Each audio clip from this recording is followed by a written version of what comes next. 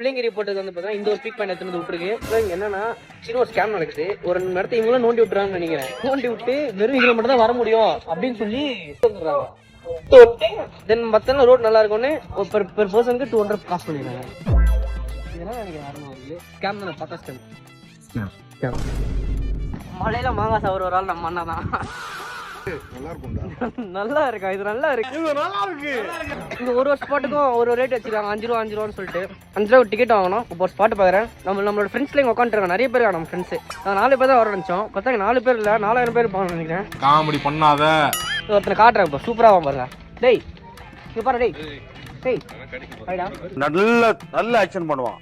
Eyes அந்த 5 ரூபாய் எதுக்கு வாங்கணும்னு சொல்லிட்டு இப்போதான் எனக்கு தெரியுது. 5 ரூபா வந்து இங்க ஒரு ஃபால்ஸ் ஒன்று இருக்கு. அந்த ஃபால்ஸ் காட்டுற எப்படி இருக்குன்னு பாருங்க. சாரி உங்க வேனை பிளாக் பண்ணிட்டேன். என்ன பண்றீங்க? Very bad very bad. இங்க பாரு டேய், இங்க பாரு என்ன பண்ணிட்டு இருக்கா பாரு.